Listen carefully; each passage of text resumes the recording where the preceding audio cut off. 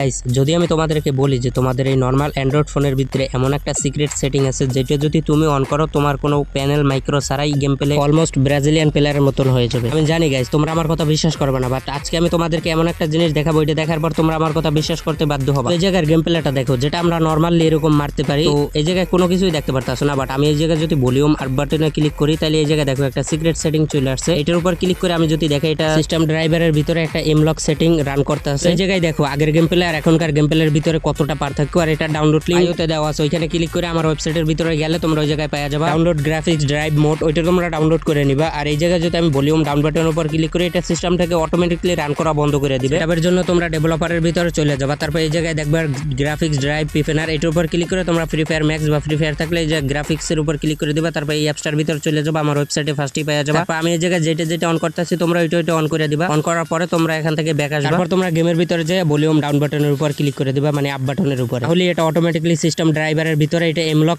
Run করে দিবে।